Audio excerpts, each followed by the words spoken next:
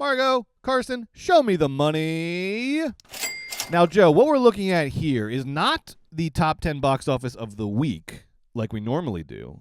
But because it's the first episode of the year, this is the top 10 box office of the year for 2024. This is how 2024 ended. These are the movies that sold the most tickets last year, the movies that defined our culture, the movies that were on the pulse, the movies that people said, I gotta get out of my house and put on a clean pair of clothes and go see this movie. This is it. This is who we are, Joe.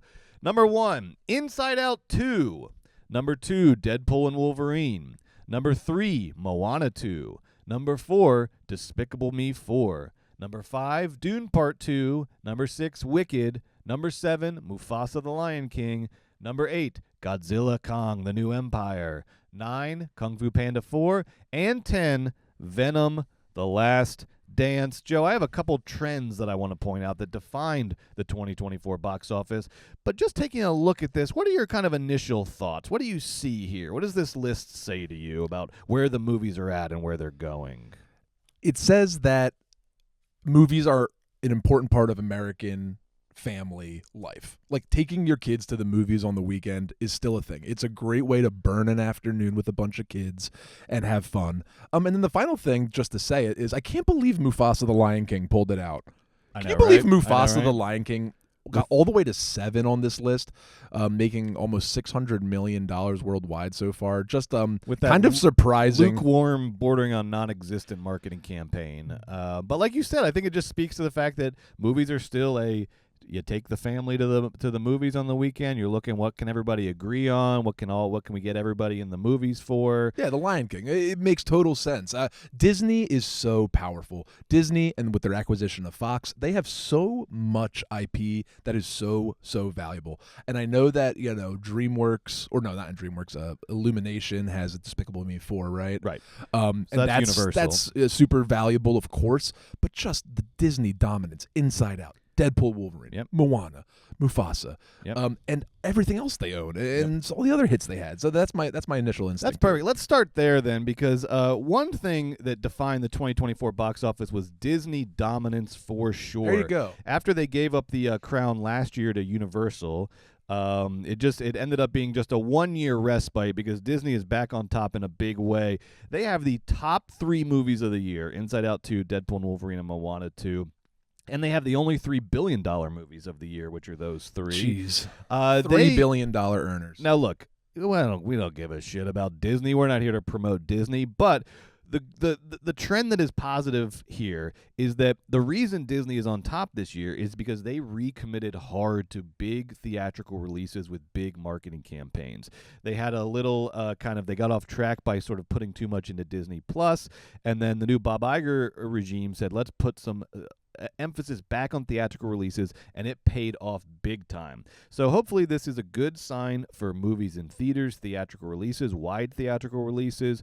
Hopefully this is a trend that other studios who have been a little streamer heavy, a little streamer focused, are going to take notes from. And let's look at how the other studios did. Universal, which topped the box office last year, came in with Oppenheimer and Super Mario Brothers and the latest Fast and the Furious movie. This year they were down 3%, so basically just break even. They're about the same they were last year, down 3%. They still had Wicked, Despicable Me 4, Kung Fu Panda 4, Twisters. So another very strong year for Universal. A big year last year, and they are only down 3% this year. Now Warner Brothers had probably the worst year out of the 5 majors. Warner Brothers was down 17% this year. Of course, the failure of Joker Folie à Deux was a big part of that. But this is really a make or break year for Warner Brothers, particularly as they potentially package for another sale or acquisition or a merger of some kind. This is a big year because they have the revived DC imprint under James Gunn and the new Superman movie coming out. That's going to be their big tentpole that they hope is going to carry the year and not be another Joker Folie à Deux. They've also got a lot of auteur movies, which could be a very risky proposition. Of course, they have Paul Thomas Anderson's most expensive movie yet, the Battle of Bactan Cross, which, thank you very much, Warner Brothers, for giving Paul Thomas Anderson a huge budget, but could a pretty big risk coming off of a soft year. They got Bong Joon-ho's Mickey 17, Ryan Coogler's Sinners, Maggie Gyllenhaal's The Bride, All those movies I am tremendously looking forward to, but none of them say like sure thing at the box office. So this is really going to come down to James Gunn's DC makeover as to whether Warner Brothers can right the ship this year. Sony, God bless them, no change. Literally net zero change from last year. New studio head. Big changes at their top level executives. No change. No change. They had hits with Venom 3. It ends with Us. Bad Boys Ride or Die. They didn't do so well with the other Spider-Man extended universe spin-offs, Madam Web and Kraven the Hunter the break. Shout out Kraven the Hunter, which Joe enjoyed, I believe. I did. Paramount made the least of the big five at $879 million total for the year, but that was a 5% increase over 2023, and they have new leadership on board, new ownership under the Ellisons. They managed a pretty decent year, though, with Gladiator 2, Sonic 3, and A Quiet Place Day 1. And a 5% growth. So we'll see. That's sale, success. Yeah, it's a good great year for success. Paramount. Now, our old pals Lionsgate, we've been tracking Lionsgate's no good, very bad, horrible year. Lionsgate ended up at a 57% drop from the previous year. Oh, they dropped man. 57% in total revenue from 2023 to 24. That is bad. That is bad. You get fired when you drop 12%. Yep. Yeah, I mean, we were talking about Warner Brothers being in trouble, dropping 17%. So I'm sure you got them there, but this is what? This is The Crow. This is Badlands. This is what is this? Line them up. Just every single everything flick. they came out, Megalopolis, everything they came out with. Oh, I love Megalopolis. Yeah, Stay tuned for my top 10 of 2024. Wow. But we're just talking financials now, and it was disaster. just a bad year on bad year on a bad year.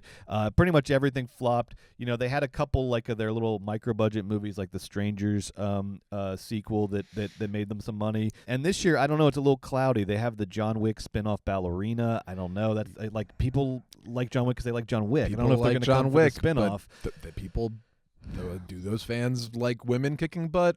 I don't know. So, hey, do you have a lot of money and you want want to buy a mini major studio with a hell of a back catalog? Lionsgate might be up for sale this year. I'll do it. Let's do it together. Now, overall, though, it was a solid year for the U.S. box office. The U.S. box office made $8.7 billion overall. That's a 3% drop from last year's $9 billion, the Barbenheimer year. But considering that the box office was only projected to do $8 billion this year, it actually overperformed, finding an extra $700K along the way, and it had some monster hits. $3 billion movies. A bunch of records were set this year. Highest grossing animated movie of all time, Inside Out 2. Highest grossing R-rated movie of all time, Deadpool and Wolverine. Highest grossing Broadway adaptation of all time, Wicked. And, lest we forget, highest grossing unrated movie of all time, Terrifier 3.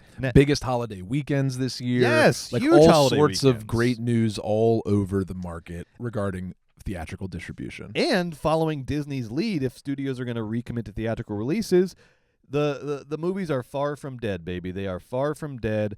Should be another solid year this year. Will we ever return to the highs of the pre-COVID theatrical releases? Who knows? Maybe, maybe not. Hollywood always goes in cycles. But for now, the movies are alive and well in theaters. Now, as Joe pointed out, it was sequels in the top 10 this year. 9 out of the top 10 box office movies were sequels or prequels. They're all franchise IP.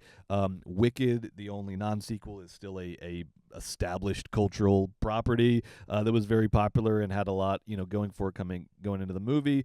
Now that's just the business. Now there's no surprise there. What's unique about this year, though, is that 3 out of the top 5 movies were animated. That's the first time that's ever happened. It's something I predicted very early on and came true. 3 of the top 5 movies are animated, and there was only 1 comic book movie in the top 10, Deadpool and Wolverine, which is a very unconventional comic book movie. The last time that happened was 2015. So it was a meet the new boss, same as the old boss year. It was still, the top 10 was still flooded with sequels and franchise IP, but different kinds of sequels and franchise IP than just the comic book dominance of Marvel's run over the last decade and a half.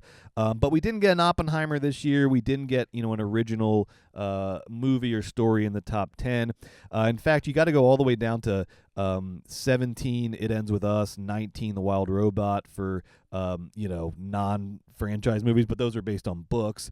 And you have to go all the way down to John Krasinski's If at 24 and Red One at 25 to get the first original screenplays in the top box office rankings. If and Red One. Those are the top performing original movies of the year, Joe. Gross revenue isn't everything, Brett. There's also profit. And though at the top we saw plenty of profit, of course, and the top 10 is exciting and interesting, and it leads the financial picture for the whole health of the overall market, but there was so much like down ballot success this year. Great point. Insofar as like putting out well-priced, budgeted originals that overperformed or at least performed excellently at the box office. Everything from some films that like Immaculate, the hit Longlegs, of course, was humongous. Civil War. Civil War did tremendous. We already mentioned Challengers Terrifier did 3, wonderful. Challengers. Terrifier 3, of course, the belle of the ball. There was so much success for these smart, savvy studios a la your A24s, your Neons, your Bleecker Streets, your Pick Your Poison. Focus is back in a Your big way Focus with features. Nosferatu over the break. Exactly. That's a great point. That's good news for the medium budget, low budget indies. That if you can correctly package and market your movie, and you know who your audience is, and you know how to sell that thing, there is money to be made outside of the franchise movies and outside of the IP movies. More of that, please.